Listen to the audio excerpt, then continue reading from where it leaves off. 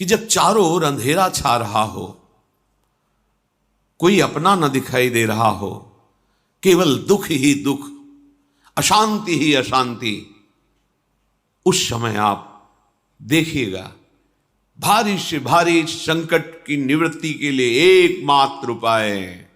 यदि आप भजन नहीं करते तो आप दिमाग में लिख लीजिए, चाहे अपनी नित्य डायरी में लिख लीजिए। आप एक बात पर विश्वास कर लीजिए कि आपको कोई भी सुखी नहीं कर सकता। यदि आपको कोई सुखी कर सकता है तो आप हैं। बिल्कुल घनीभूत अर्थात ठोस बात है, इसे समझ लेना।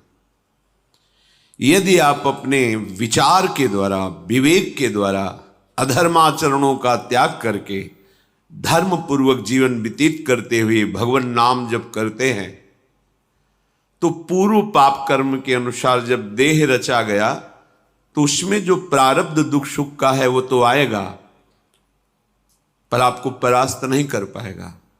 और आगे आपके लिए महासुख है जो दुख और सुख दोनों से परे है। अखंड प्रसन्नता, अखंड आनंद, वो केवल आपके करने से होगा। उपदेश मिल सकते हैं, मार्ग बताया जा सकता है, आपको सहयोग मिल सकता है, पर चलना आपको होगा। यदि आप नहीं चले तो ये कहीं भ्रम हो कि मैं कहीं जाऊं और मेरी दुख निवृत्ति हो जाए, तो इस भ्रम को छोड़ देना आप। क्योंकि हम आप तो बहुत छोटे जीव हैं, अर्थात बहुत लघु तपस्या, लघु पुण्य वाले हैं। हम उन महापुरुषों की बात करते हैं जिन्होंने आजीवन ऐसा तप संचय किया, फिर भी उनके शरीर में भारी से भारी दुख देखे गए।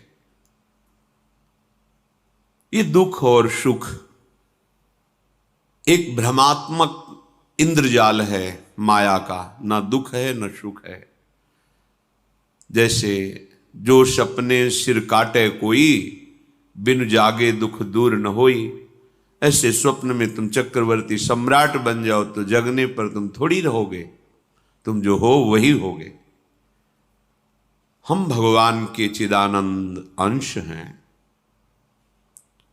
ये भूल कर हम अपने को स्त्री पुरुष, अच्छा बुरा, धनी निर्धन, दुखी सुखी आदि आदि बहुत सा प्रपंच है, इसे हम अपने दिमाग में बैठा ले।